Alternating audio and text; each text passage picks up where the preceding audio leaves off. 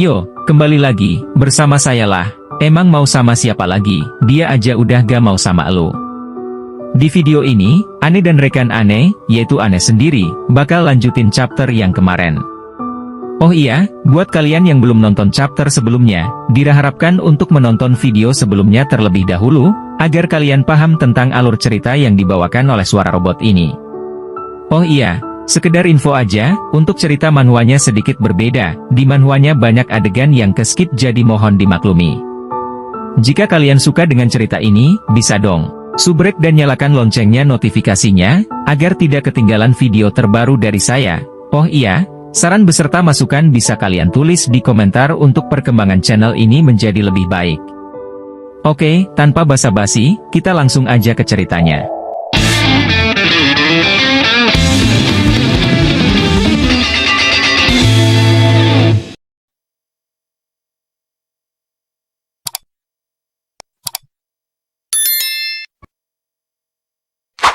Cerita dimulai, setelah Lucy jatuh dan terduduk diam gemetaran.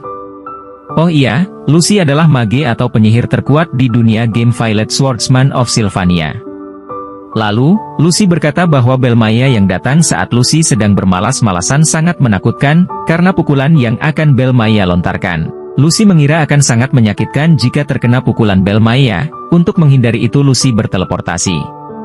Ed heran karena Lucy bilang bahwa Belmaya, Maid yang baik hati menakutkan, lalu tanpa malu Lucy meminta dendeng kepada Ed, akan tetapi sebelum perkataan Lucy selesai Ed menjitak Lucy. Sontak Ed terkejut karena jitakannya tak tertahan oleh sihir Lucy. Seharusnya Lucy dapat menangkis atau menahan segala serangan yang mengarah ke Lucy. Oh iya, Lucy dapat menangkis segala serangan dikarenakan mana Lucy yang sangat banyak. Atau bisa dibilang pertahanan Lucy itu tidak tertembus selama Lucy masih memiliki mana. Kalian tahu sendirilah, masa iya? Karakter overpower tapi tidak bisa menahan hal begitu, mending jualan siomay. Scene berpindah ke perpustakaan. Di sini Ed membaca buku tentang teknik perkulian. Ed membaca buka kuli karena ingin membuat kabin yang kokoh dari batang pohon. Jadi gini pak, karena kemah Ed yang seadanya telah dihancurkan oleh Lucy, Ed berniat membuat kabin tapi kan Ed tidak tahu bagaimana cara membuatnya. Nah, karena itulah Ed membaca buku kuli, bersama kuli kita membangun negeri. Ketika Ed sedang membaca buku, Ed dihampiri oleh murid perempuan yang ada di perpustakaan. Oh iya, nama murid ini adalah Eika Islan. Eika memperkenalkan dirinya kepada Ed tanpa mengetahui siapa itu Ed Roth Taylor. Lalu Ed menoleh sambil berkata Ed Roth Taylor. Sontak Eika terkejut mendengar nama tersebut. Ed berpikir, reputasi buruknya belum sirna karena sibuk dengan kehidupan kemahnya, jadi wajar saja jika Eika terkejut. Namun Eika bilang, ternyata rumornya berbeda dengan kenyataan, kalau Ed bekerja keras membaca beberapa buku yang sulit dipahami dalam satu hari. Dengan senyuman Eika mendukung Ed dan bilang kalau ada satu lagi orang seperti Ed. Ketika Eika ingin beranjak pergi, terjadi guncangan yang membuat buku berhampuran dan lemari yang akan menimpa Eika.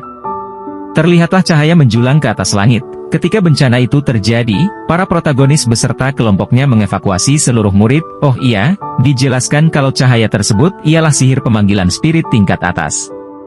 2 jam setelah berlalu, kelompok protagonis yang berisi Taylor, kelas tempur tahun pertama, Claire, Kapten Royal Guard, Elvira, kelas alkimia tahun pertama, Clemius, kelas tempur tahun pertama, Ayla, kelas sihir, Fiona, kelas sihir, Ziggs, kelas pertempuran dan kawan lainnya yang sedang mendiskusikan tentang apa yang terjadi.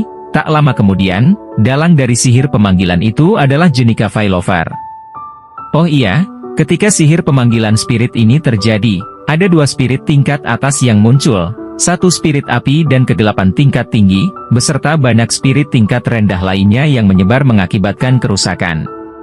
Lanjut, diskusi kelompok masih terus berlanjut, mereka bingung dengan apa yang harus dilakukan sekarang. Karena jika tidak segera bertindak hanya akan mengulur-ulur waktu. Oh iya, di sini Clemius ketakutan yang membuat situasi semakin tegang. Ziggs meminta instruksi kepada Fiona untuk bertindak. Ketika Fiona memikirkan tentang instruksi, dia teringat nasihat Ed. Fiona memberi perintah untuk mengumpulkan semua murid terbaik di kelasnya terlebih dahulu agar bisa melakukan perlawan untuk menghentikan Jenica. Perintah telah dilaksanakan. Tak lama kemudian, ada murid yang melapor kalau beberapa gedung sedang diserang spirit dan tidak bisa bergabung, dan ada laporan dari murid lain. Kalau masih ada 2 orang yang bisa diajak bergabung, dia sedang berada di perpustakaan sebelum bencana terjadi, temannya Eika Islan bersama murid tahun kedua. Ketika Ziggs mendengar Eika yang terjebak dalam perpustakaan, Ziggs langsung penuh kekhawatiran dan ingin segera menyelamatkan Eika, tapi Fiona mencegah tindakan gegabah Ziggs, karena prioritas utamanya mengalahkan Jenika terlebih dahulu. Ziggs yang khawatir itu mendesak kepada murid yang memberi laporan, untuk memberitahukan siapakah murid tahun kedua yang bersama Eika. Murid itu memberitahu, kalau murid tahun kedua tersebut adalah Ed Roth Taylor. Oh iya, murid kedua yang memberi laporan itu cewek. Dia menangis karena didesak oleh Ziggs. Karena rumor buruk Ed Roth Taylor yang tersebar, para murid yang mendengarnya terheran. Seketika Ziggs berniat pergi ke perpustakaan untuk menjemput Eika, Fiona lagi-lagi mencegah Ziggs untuk menenangkan diri dan percaya kepada Ed. Namun karena tahu bahwa rumor yang beredar, para murid tidak percaya apa yang dikatakan Fiona. Ya kali, seorang Roth Taylor yang suka membuat kerusuhan dapat dipercaya. Jadi, tanpa pikir panjang, Ziggs langsung pergi untuk menolong Eika. Oh iya, karena sangat khawatir Ziggs, dia berkata akan membunuh Ed Roth Taylor, jika Eika sampai terluka. Lalu, masa lalu Ziggs terungkap dalam kehidupan brutal di padang rumput Kekaisaran Utara yang keras dan tidak ramah. Sebagai seorang pengembara sejak kecil, Ziggs tumbuh tanpa kasih sayang orang tua, hidup sendirian dan tidur di bawah langit terbuka. Penampilannya yang menyeramkan dengan kulit hewan dan hewan buruannya membuatnya dijauhi oleh warga sekitar. Namun, segalanya berubah ketika Ziggs bertemu dengan Eika Islan, yang melihat Ziggs tanpa memperdulikan pandangan orang lain. Lalu, Eika mengenalkan Ziggs pada keluarganya, dan Ziggs akhirnya merasakan kehangatan keluarga yang tidak pernah Ziggs rasakan. Nah, dari pertemuan itu, Ziggs menganggap Eika sebagai penyelamat dan pendamping hidupnya. Ziggs bersedia melakukan apapun untuk melindungi dan membantu Eika. Lalu scene berpindah ke waktu saat ini. Ziggs sedang menuju ke perpustakaan untuk menyelamatkan Eika dan dihadang oleh para spirit. Namun hal tersebut tidak menjadi penghambat. Ziggs memotong para spirit yang menghadang layaknya tahu. Di sini, Ziggs yang sangat khawatir dan emosinya yang meledak, membuat Ziggs sampai rela menjadi hewan buas lagi hanya untuk menyelamatkan Eika. Tak lama kemudian, Ziggs bertemu dengan Ed Roth Taylor yang terluka parah. Tanpa ragu, Ziggs menuntut informasi dari Ed tentang keberadaan Eika. Setelah mendapatkan lokasi Eika, Ziggs langsung bergegas meninggalkan Ed dan berhasil menemukan Eika yang aman di tengah ruangan yang dilindungi dengan baik. Namun, Ziggs juga menyadari bahwa ada seseorang yang telah berusaha melindungi Eika sebelumnya, dan itu adalah Ed Roth Taylor sendiri. Meskipun terluka, Ed telah berkorban untuk melindungi Eika, menyisakan darah dan jejak perlindungan di sekitar ruangan. Lalu scene berpindah 3 jam sebelumnya, di saat bencana terjadi Ed sedang berada di perpustakaan dan menahan lemari yang akan jatuh menimpa Eika yang sudah pingsan. Ed tahu bahwa kejadian itu merupakan skenario pertama dan berniat untuk membiarkan Taylor mengatasinya, sedangkan Ed akan menolong Eika. Ed memindahkan Eika ke dalam ruangan serta menaruh beberapa lemari di sekitar Eika untuk dijadikan tempat berlindung. Dengan penuh luka, Ed meninggalkan Eika dan keluar untuk mengatasi para spirit, karena ini merupakan event. Jadi Ed berpikir untuk tidak menyiakannya dan memperoleh EXP. Kembali ke waktu saat Ed duduk lemas sedang memperlihatkan panel skill sihirnya yang meningkat, sihir elemental api level 12, sihir spirit resonansi level 7 dan sihir pemahaman spirit level 7. Ed menyayangkan kalau sedikit lagi skill spiritnya akan bisa digunakan untuk membuat kontrak dengan spirit. Lalu Ziggs datang sambil menggendong Eika dan bertanya apa yang Ed lakukan. Ed menjawab kalau dirinya sedang berlatih. Ziggs pun sadar dan memberi respek kepada Ed serta mengucapkan terima kasih dan akan membalas hutang budinya kepada Ed.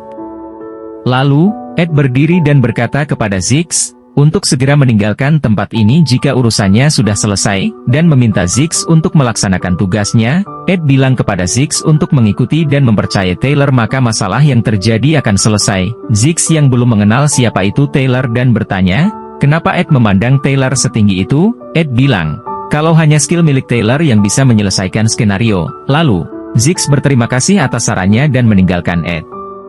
Di sini, Ed sadar bahwa skenarionya terjadi lebih cepat, dan menyebabkan skenario aslinya runtuh. Aneh jelasin sedikit, rencana Ed itu sederhana. Ed hanya ingin bertahan hidup saja, tapi karena ada skenario yang belum terjadi, itu membuat efek kupu-kupu. Kalian pasti tahu kan apa itu efek kupu-kupu, masa iya harus gue jelasin? Ya udah, Jadi efek kupu-kupu itu perubahan kecil dalam suatu sistem yang menyebabkan konsekuensi besar dan tak terduga. Lalu Shin berpindah ke kelompok protagonis, Ziggs yang baru bergabung dengan mereka, meminta maaf atas keterlambatannya. Namun, para anggota kelompok sadar bahwa bahkan dengan kehadiran Ziggs, mereka masih belum cukup kuat untuk menembus Tarkan agar bisa menangani Jenika. Tapi tiba-tiba, Ed muncul dengan pengetahuan tentang ritual summon yang akan segera selesai, dan mengubah dinamika pertempuran dan memberi harapan baru pada kelompok, dengan memberikan rencana untuk membagi dua kelompok. Oh iya, ketika Ziggs pergi untuk menyelamatkan Eika, para murid lain sudah melakukan percobaan untuk menyelesaikan skenario, namun usaha mereka sia-sia. Karena Tarkan yang menjaga tempat Jenika, memiliki cangkang yang tidak tertembus yang malah membuat beberapa orang terluka. Ketika Ed mengusulkan pembagian dua tim untuk penaklukan, reaksi dari semua orang bervariasi dari terkejut hingga skeptis. Clemius, tanpa ragu, membantah rencana Ed, tetapi Ziggs berhasil menenangkan situasi agar Ed dapat menjelaskan rencananya dengan baik. Ed memaparkan bahwa untuk mengalahkan Jenika yang dikendalikan oleh Dark Spirit, mereka harus melewati Tarkan terlebih dahulu.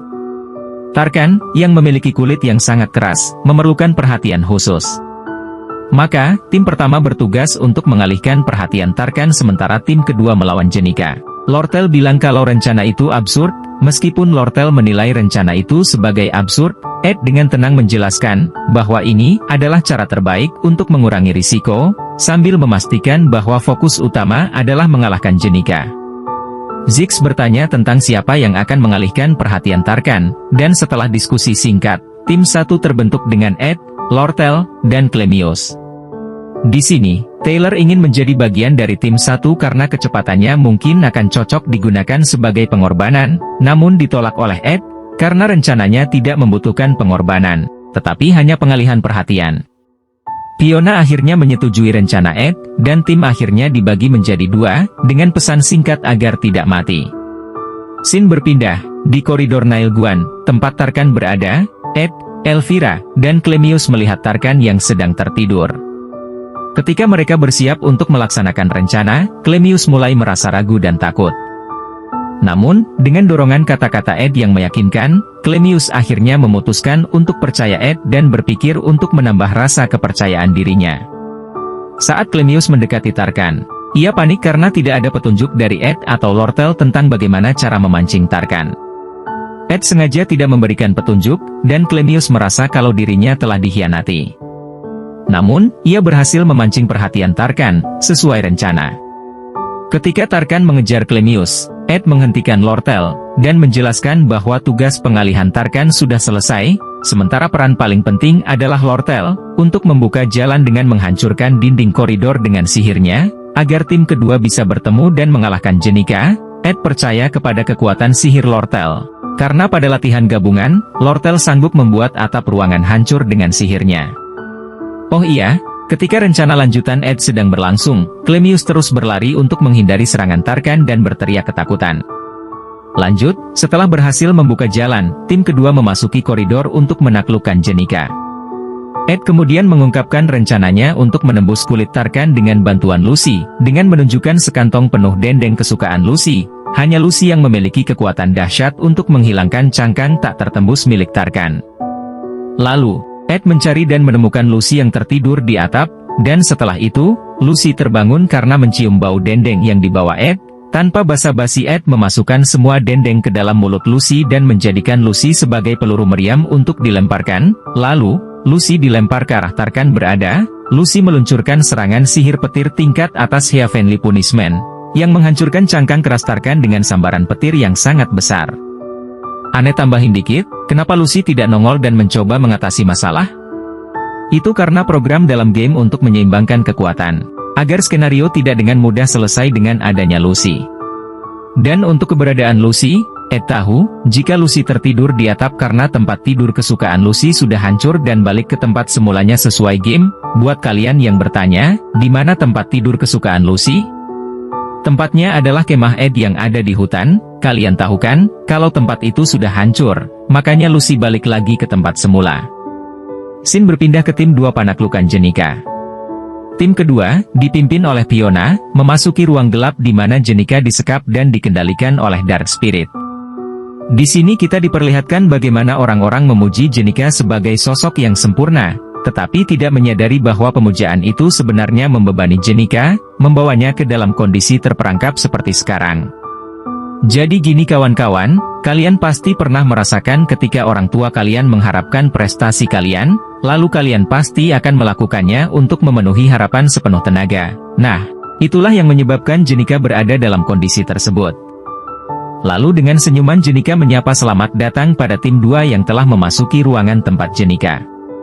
Scene berpindah ke tempat Ed yang sedang mengurusi Tarkan. Akibat serangan dari Lucy, Tarkan tidak lagi memiliki cangkang yang melindunginya.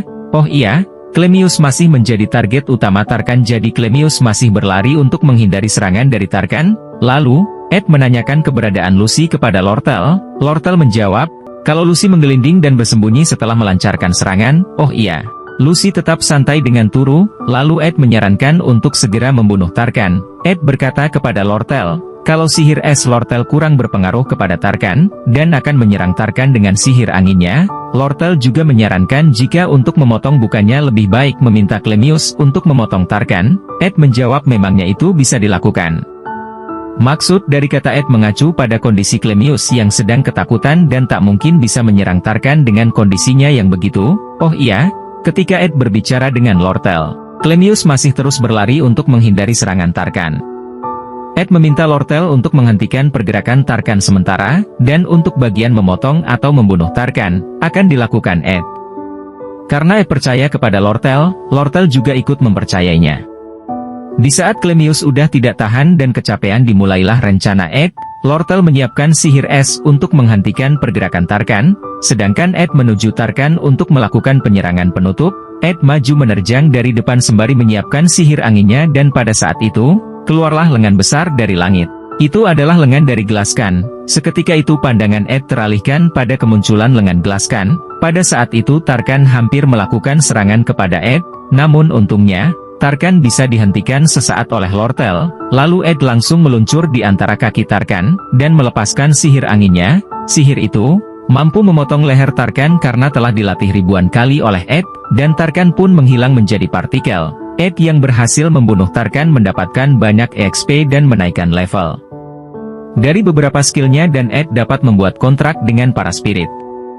Lalu, Ed melihat Taylor dengan penampilan manifestasi Sword Saint-nya, yang melompat sangat tinggi ke arah lengan Gelaskan, dan melakukan beberapa tebasan dengan skillnya untuk menghancurkan lengan tersebut, kemudian lengan itu meledak dan menghempaskan Taylor ke bawah.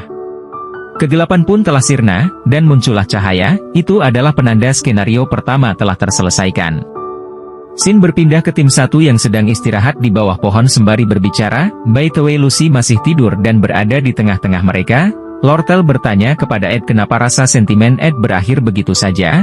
Padahal Ed sudah menghadapi situasi antara hidup dan mati. Lalu Lortel mengajak Ed untuk berkenalan kembali, dengan cara yang benar. Dengan bersalaman Lortel memberikan 3 koin emas kepada Ed sambil bilang, kalau Ed sempat lengah saat melawan Tarkan dan berhutang kepada Lortel. Namun Ed bersikap biasa aja, dan akan berusaha menghindari Lortel.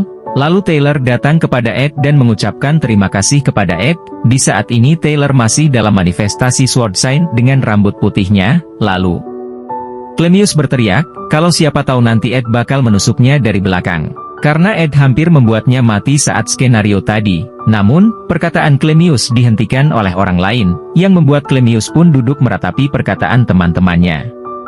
Fiona menawarkan Ed untuk direkomendasikan ke OSIS karena jasanya, tapi Ed menolak dan meminta untuk merekomendasikan Taylor yang mengalahkan Gelaskan dan Lucy yang telah memberi dampak besar pada Tarkan. Elvira mengatakan kalau Ed hanya malu-malu tapi dibantah oleh Ziggs agar tidak berbicara seperti itu, dan lebih sopan kepada seniornya. Oh iya, di sini Ed merasa senang karena dapat melihat para karakter dalam gamenya menjadi kenyataan dan berperan semestinya untuk mengatasi masalah waktu demi waktu.